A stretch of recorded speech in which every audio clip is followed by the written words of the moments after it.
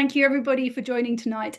I really am hoping that the weather isn't going to interrupt my internet too badly this evening. Please do let me know if the sound and videos are not working, and we'll think of an alternative plan. But all going to plan. I'm going to be talking about the National Emergency Briefing. I've been called to give this talk because I was called to attend. As an Olympian, I was in the sport bracket of people who could have influence, that could use their platform to communicate. And it's quite a heavy topic. Do buckle up. I hope you've got a cup of tea and a blanket to keep you warm. And yeah, we all know that on the other side of knowing this information is a great sense of purpose for what we could all do about it. But it is important that we know the facts. My face in this, oh, hang on, let's screen share first. There we go. Hopefully you can see that. My face in this photo, my eyes, they kind of say somewhat of how I felt after 2 hours of listening to 10 of the UK's leading experts. And the spokesperson, the guest speaker, Chris Packham, and the closing statements from actress Olivia Williams, as they briefed an audience of over 1,200 politicians, leaders from business, culture, faith, sport, and the media, people of influence that we were all called to use. Once briefed with the latest impacts for health, food, national security, and the economy. The aim was to showcase what this government themselves need to do to communicate to the British public, calling for a televised national emergency briefing and to lead a global response. But since government are still yet to act on this, and it was in November, it's falling on ordinary people to yet again spread this important information with particular emphasis of people with power like yourselves. This was my view within the impressive Westminster Hall. I have to say the setting and the audience definitely helped to make the significance of this event feel stronger. Spotting famous faces aplenty amongst the audience. Our MP for South Dorset, Lloyd Hatton, was there, and the head of Dorset Council, Nick Ireland, was there, and lots of famous actors and actresses and the likes. The opening statement made by Chris Packham was a moving rallying call for action. His highly recognizable voice and seeing him stood on that huge stage, speaking to such a powerful audience, and his words, they really triggered a physical reaction with me. Like the hairs on the back of my neck stood on end and sent shivers down my spine. My heart rate quickened. I felt nervous on a par as being the only British representative on the start line at my event at the Olympics. That pressure to perform, a pressure and emotional state that I learned as I matured as an athlete to channel, to focus and on controlling the controllables, and to stay fully present in each moment. To process the information in front of me and to make the best decisions based on what is, not what I wished it was or hoped it would become, not blindly ignoring when the wind shifts against me. I was a sailor at the games. I learned to recognize when to cut my losses and to change tack. Here's a short video. That's our home. That's our one and only home. It's the only one we've got.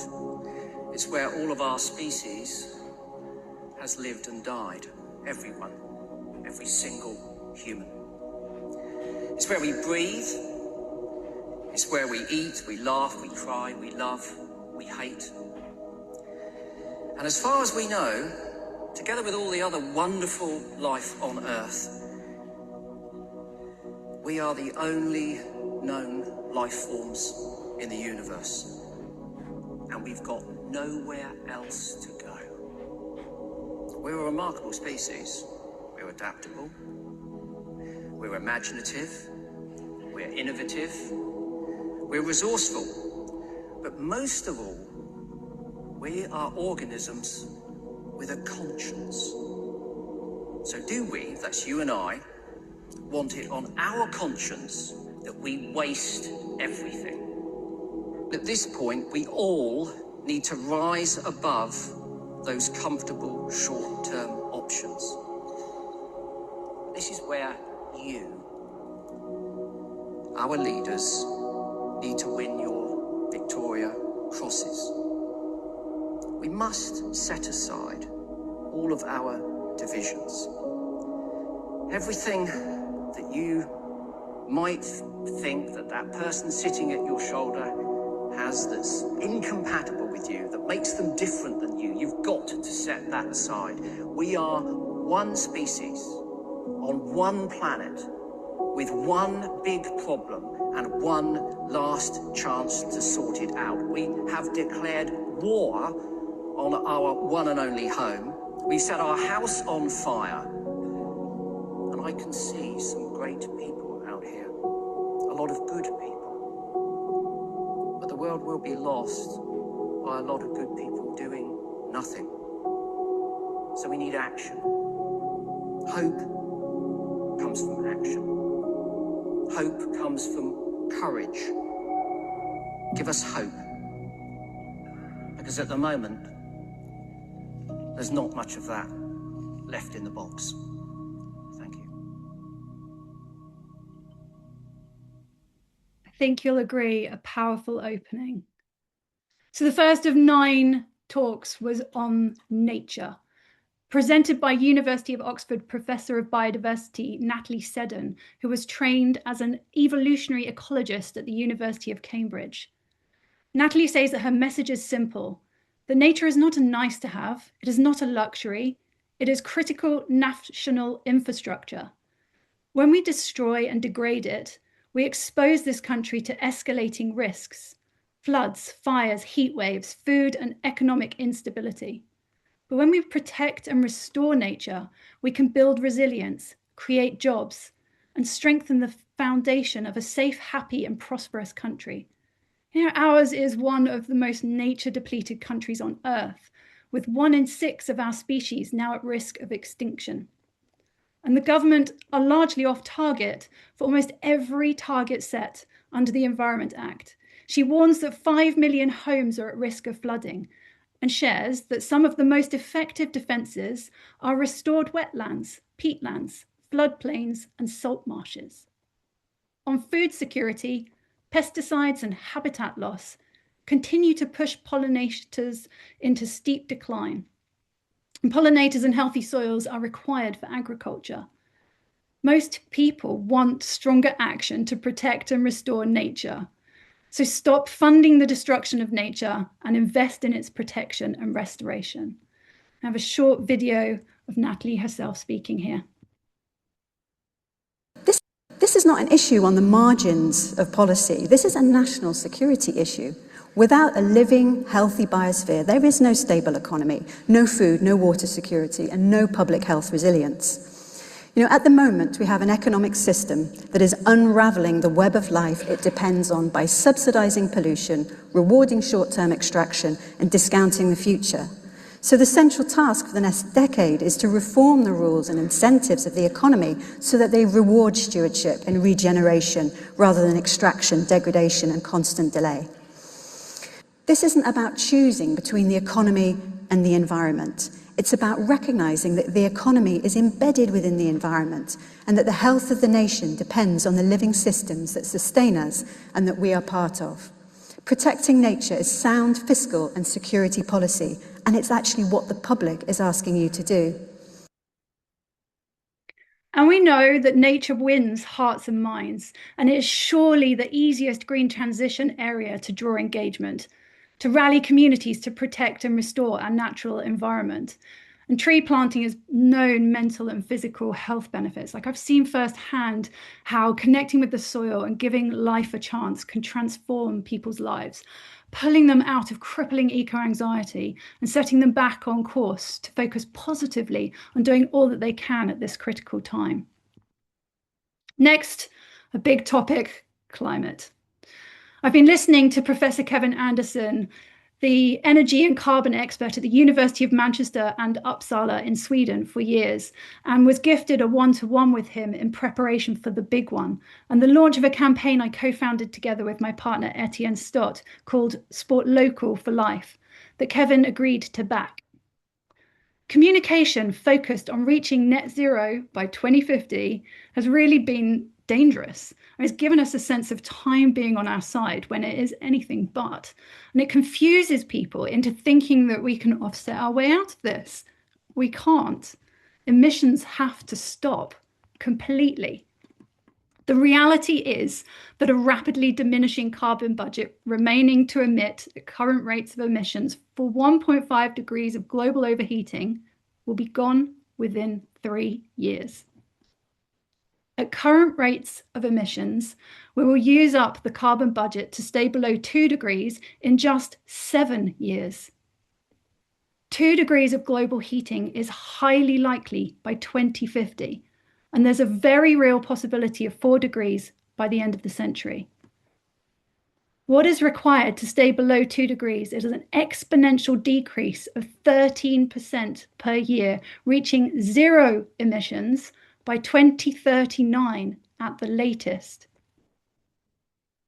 Kevin says that carbon capture are delay technologies designed to avoid effective legislation and keep polluters in business. You know, after 30 years of promises, carbon capture and storage captures less than 0.03% of global fossil emissions. But these technologies just lock in continued fossil fuel use and at public expense. We already have genuine solutions. And these must be deployed at emergency speed. Insulation, renewables, electrification, public transport and energy efficiency already work now and cut emissions fast. The choice right now is stark. Either we organise a rapid, fair transformation of society, or climate changes forces chaotic, violent change upon us instead. Here's Kevin himself speaking. But there's now a small but very real risk that we could hit 4 degrees centigrade by the end of this century. Now, the prospects of 3 and 4 degrees centigrade of warming are absolutely dire. I mean, we cannot risk that at all. It is an extreme and unstable climate, far beyond any safe zone that has nurtured our civilization.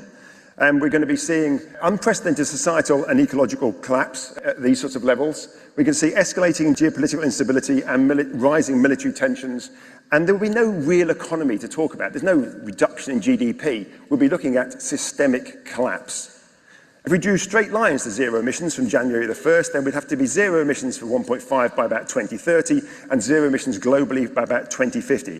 At the moment, every single month, we're using up the budget for 1.5, about 2.7% of that budget every single month. And for 2 degrees centigrade, it's still 0.7% every month. I've greyed out the 1.5 here with a very heavy heart. I don't know any scientist, if you take them away from a microphone, who thinks staying below 1.5 is any longer a viable target. That is a very depressing statement to have to make. Responding to climate change is win-win-win for majority. We need to have comfortable, affordable, low-carbon homes, high-quality public transport. Putting these in place will provide huge amounts of secure and valued employment, better air quality, better health, therefore better educational attainment for our children in schools. I'm going to close with a quote from Robert Unger, Brazilian politician and philosopher. At every level, the greatest obstacle to transforming the world is we lack the clarity and imagination to conceive that it will be different. So, thanks so much for listening.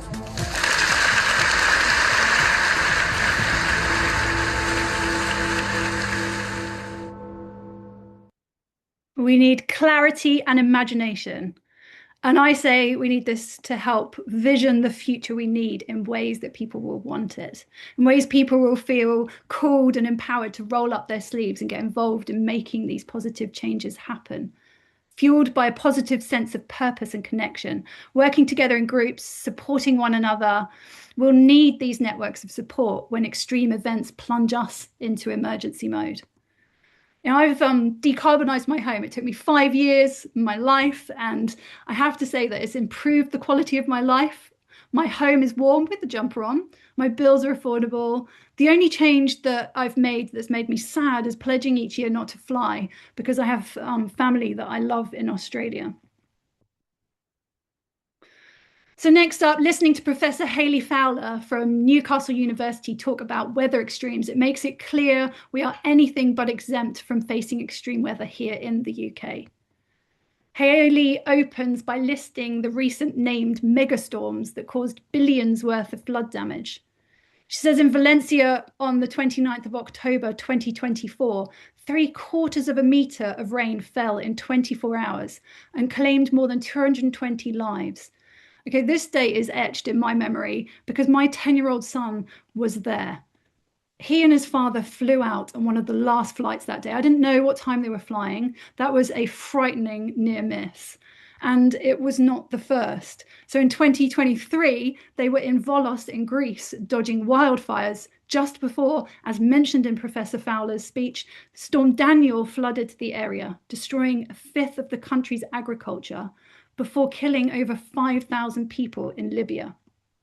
Extreme weather is not a future threat. It is happening now. The UK is getting wetter in winter and faster than models predicted.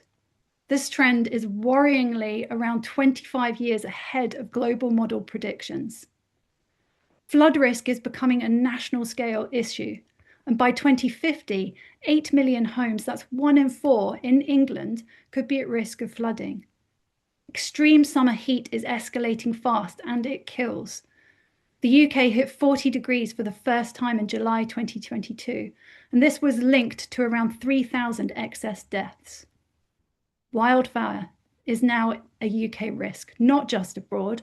Hotter, drier summers are driving fires on heathlands, forests, and city edges, with fire services increasingly stretched beyond capability during extreme heat. And she mentioned the wildfires in Dorset last summer on Holt Heath that was so severe, 17 fire services had to respond. Our infrastructure was built for a climate that no longer exists.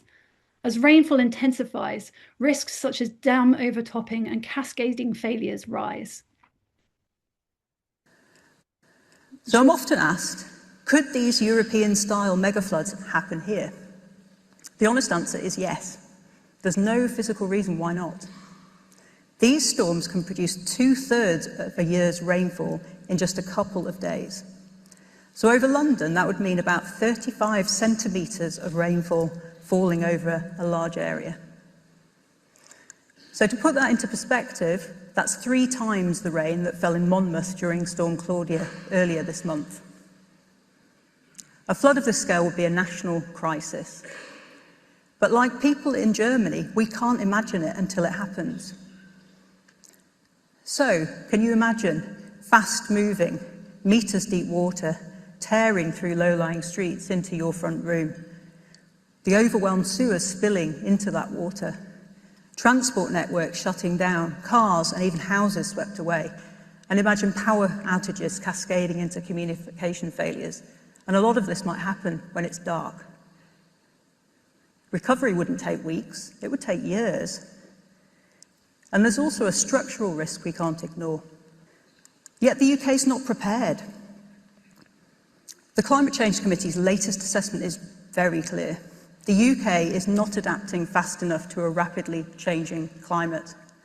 Despite having a national adaptation plan, adaptation is a triple win, and it pays back. Flood-absorbing parks, cooler, greener cities, better insulation and resilient infrastructure protect people, cut bills, improve health, and create skilled jobs. But it is sobering to think that the least extreme climate we will experience is now. Until we stop burning fossil fuels, extremes keep worsening. So we must cut emissions and build resilience.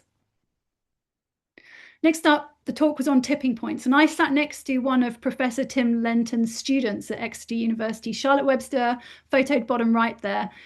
Charlotte was the Cayman Islands sailor racing in the Paris 2024 Olympics. So we'd not met before, but we had an obvious connection.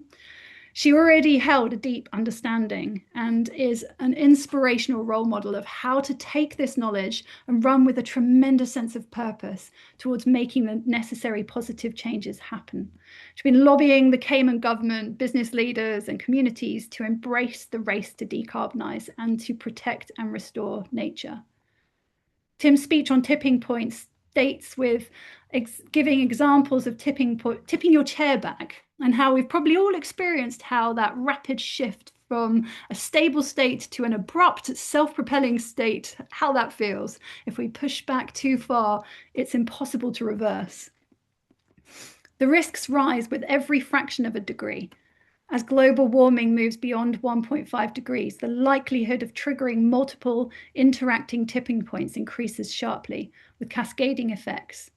Some tipping points are already being crossed. Coral reef systems have effectively tipped, threatening the livelihoods of about 500 million people and removing vital coastal protections worldwide from storm surges, made worse by rising sea levels. The biggest risk for the UK is the failure of the Atlantic Meridional Overturning Circulation, also known as the AMOC.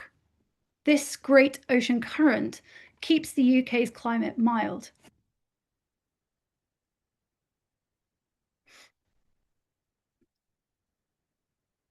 And it is already weakening and could tip at around 2 degrees of global warming. The AMOC tipping point would transform the UK into an unrecognisable place. There would be winters of -20 in London and -30 in Edinburgh. But there would also be hotter summers, combined with severe water shortages due to significantly lower rainfall. And this would end large-scale agriculture in the UK. And the even bigger issue would be the lack of fresh water, especially in the southeast.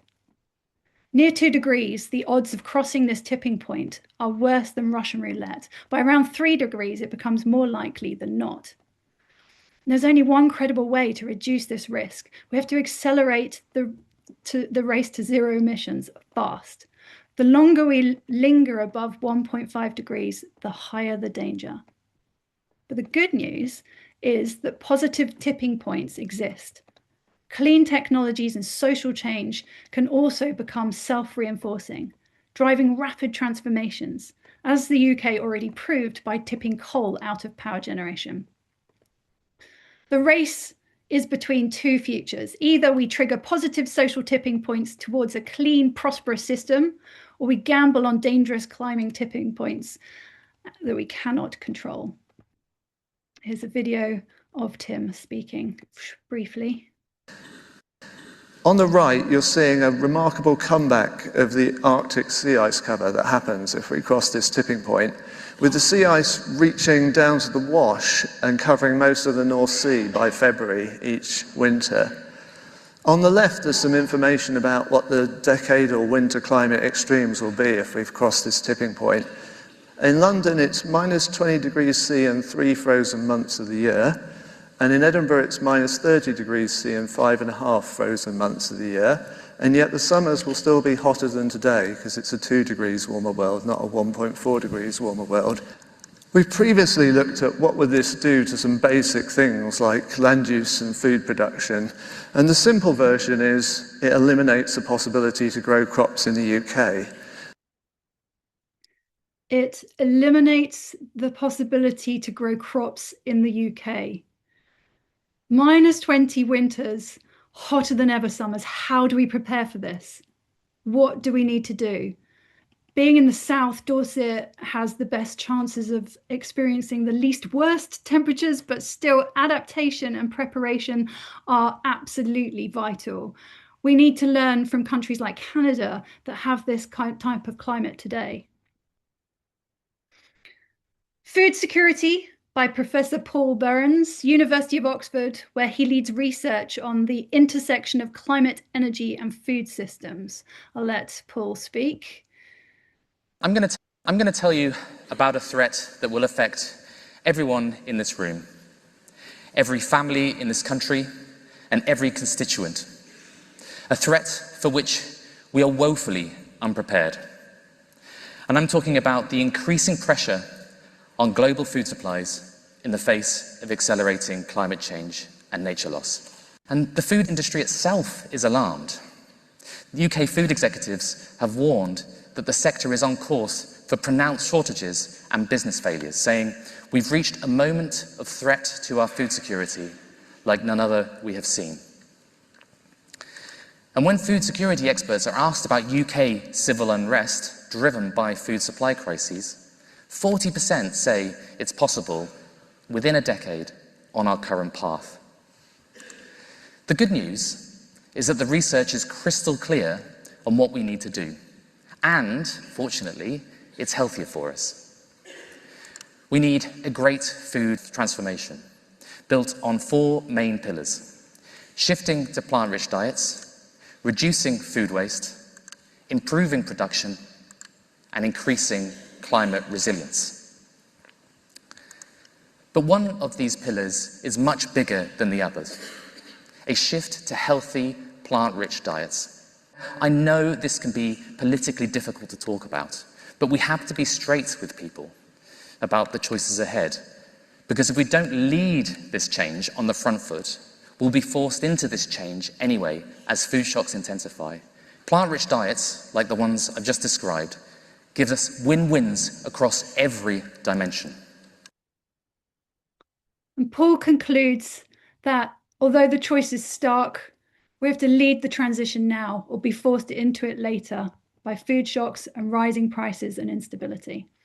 I can share that transitioning to a plant-based diet, which I did during lockdown in 2020, has been actually a great thing, and that I love my food now more than ever since I learned to make veggies taste delicious. So about this point in the proceedings, Mike Berners-Lee, the host, invited us to speak to the person next to us and tell them how hearing this information is making us feel and think. Some people I spoke to said that they felt deeply shocked, and others who already knew this information said they felt motivated to make the positive changes happen. Some cried, some rejoiced that leaders were finally hearing this information from experts. If I'm being completely honest, I felt numb. It's a feeling I've had most of the past 2 years. It pierces at moments when I get this deep, overwhelming emotion, when the tears and anger just become so much. I think, surely, knowing the severity of the threat that we face to the planet, if it warms by 2 degrees, warrants us doing absolutely everything possible to prevent this.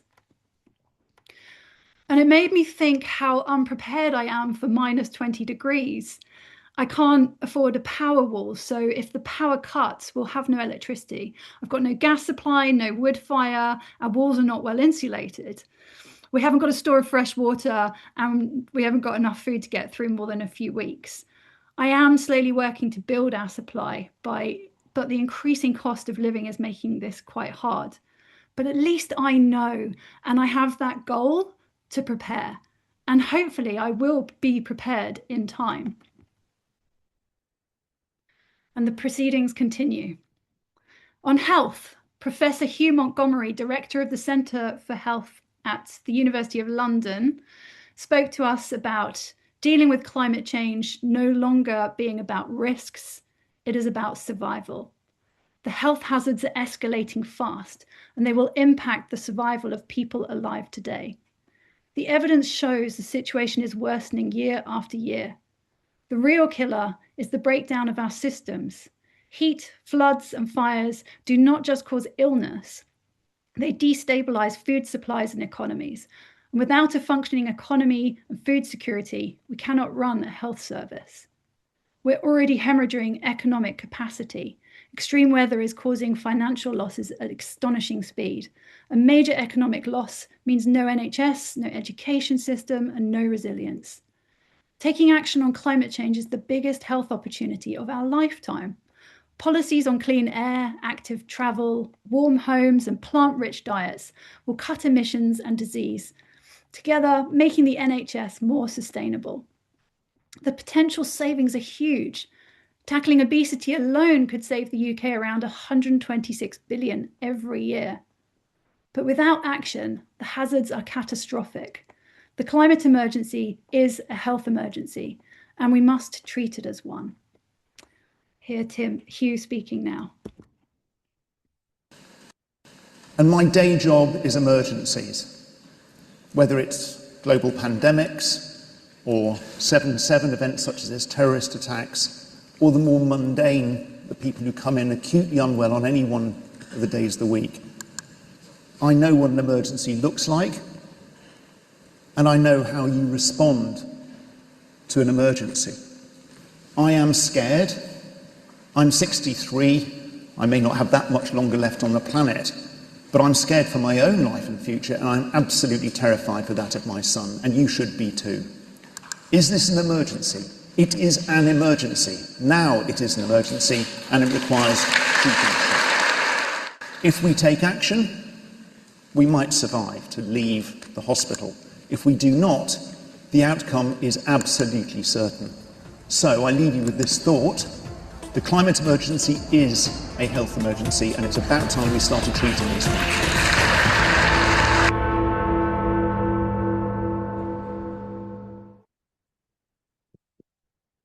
Hugh shared this slide in his presentation, showing what the Institute and Faculty of Actuaries has said, that we've left it too late to tackle climate change incrementally. It now requires transformational change. On national security, delivered by Lieutenant General Richard Nudgee, a former senior British Army officer and leading voice on climate and national security. I'll let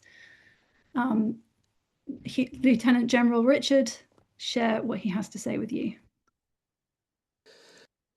But what concerns me most is not any single crisis. It's crises cascading together, multiple crises: food, health, infrastructure, migration, energy, extreme weather, etc., all hitting at the same time, eroding trust in government by slow or failed responses and reactionary politics claiming to be able to solve all these crises at once. Government systems and institutions risk being overwhelmed, not just strained. The biggest concern is that we're facing the potential of an ungovernable state unless government takes this seriously. The encouraging part is that what we need to do on climate also makes Britain safer and more resilient. Take energy independence. Renewables, storage and a decentralised grid reduce our dependence on foreign oil and gas, and they're less vulnerable. In the military, you learn a clear principle. Face the threat that is in front of you, not the threat as you would wish it to be. And just because you don't like the risk does not mean it will go away or can be ignored. Britain has faced severe challenges before, and we prevailed. We prevailed because we had leaders, political leaders, civil leaders and military leaders with the courage to look the threat in the eye and act against a possible outcome they could not predict or guarantee. There. I'm going to move on. We've got only 2 more topics to go. On economics, Angela Francis, policy expert in green finance, is here to speak. In every transition, every industrial and agricultural revolution, new technologies replace the old, societies change, you get innovation and productivity leaps, and there are winners and losers, and the losers lobby the government. People who are worried about the cost of living and their future need real solutions, and they will come from going forwards, not backwards. They will come from greening our economy faster, even when others are slowing down and sowing division. And there are 2 big things that are slowing us down. The market rules are not driving the right outcomes, and the old world is not making way for the new. The Oxford Martin School and the Smith School have compared a fast, a slow, and no transition, and faster is cheaper. The faster transition saves $12 trillion compared to staying on fossil fuels. That is more than twice the saving of a slow transition. The best way to get others to act is to act yourself. Leaders drive innovation and make it easier for others to follow. There will be a lot of jobs created in this transition, but governments being overly jobs focused can increase the risk of expensive mistakes. And these are filtered out if our test is, how does this action help consumers? How efficiently are we improving people's lives? The jobs that are built on that strategy will be around for a long time, and I would argue, so is the government that makes that their focus. The best way to get others to act is to act yourself. Leaders drive innovation and make it easier for others to follow. I really, really like that she said. And finally, energy transition, from Tessa Khan, an energy transition expert. The spike in wholesale gas prices and to a lesser extent oil caused by Russia's full-scale invasion of Ukraine resulted in the government spending £64 billion to help households and businesses who would otherwise be overwhelmed. According to the End Fuel Poverty Coalition, there are now more than 12 million households across the UK who are struggling to pay their energy bills. That is where our current energy mix has gotten us. Even today, gas prices remain double the levels that they were before this crisis began. And given our exceptional dependency on gas, including the fact that it's how we heat more than 80% of our homes across the UK, this has led to an intolerable financial crisis for countless people. An energy system based on renewables offers countless obvious economic advantages over one that runs on fossil fuels. Most obviously, the input, sun or wind, is free forever. Whereas if you buy a barrel of oil, as soon as you burn that, you need to buy another one. And the price that you pay for it is determined by a cartel of petrostates or subject to the whim of dictators. The green energy transition makes sense financially. We have to get that message heard loud and clear. For the finale, actress Olivia Williams read the letter that we were all asked to sign that was addressed to Prime Minister Keir Starmer and the UK's media majors, calling for the government themselves to host a televised national emergency briefing. Then all the experts were called up together on the stage for questions and answers. Mike Berners-Lee chaired the briefing. He's a professor specialising in carbon footprinting and sustainability, and I'll give him the final word here. As we've just heard, the information that we're going to be looking at is extremely serious, urgent, and it affects us all here in the UK.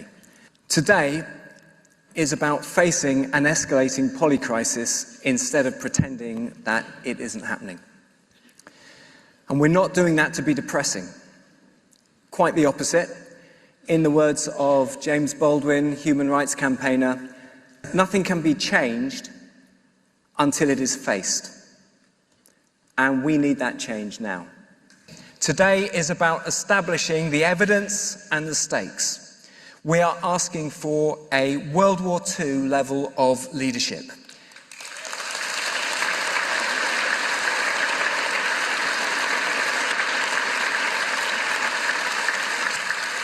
Leadership as if the survival of our society depends on it, because it does. I said at the start that this situation is not hopeless, but hope is a discipline. It needs human endeavour to make it a reality.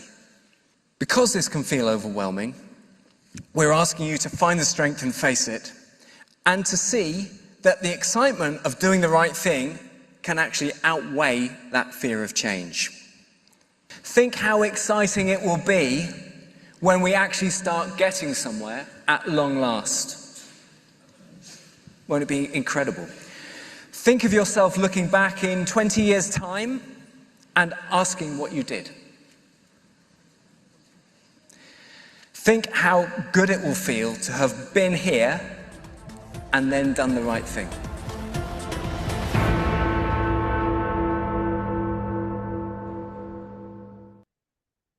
So we need a World War II level of leadership, as the survival of our society depends on it.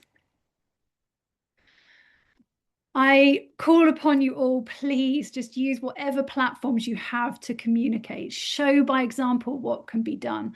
I've got a whole nother talk on my decarbonisation journey and voluntary work I've done in my community on Portland, and my learnings from speaking with behavioural psychologists and social scientists behind what gets people to make pro-environmental behaviour changes. But for now, I'll end on sharing this image and ask you please to rise to the challenges we face and act to protect and save as much as possible. I love this image. You know, we need to excite and unite people around a shared vision of an appealing, environmentally sustainable future. How about we invite our artists to paint the future on subways, on prominent building walls, and use billboards to sell the future we need in ways that people will long for? Communicate with words, images, in magazines, websites, in windows, demonstrate at shows and events what can be done. We have everything we love to motivate us to do what is necessary, and what makes sense of what gives us a great sense of purpose and togetherness. It could be if we created what it is that we need to roll out in a revolutionary way so that we can regain our balance with nature. Thank you. I'll share more in the discussion that follows from here, but I'd like to hand back and bring everybody into the room. Thanks, Laura. Yeah, amazing. Thank you so much for all the effort that's gone into making those clips from what are much bigger videos. So yeah, thank you, Anne, for taking us through that so well.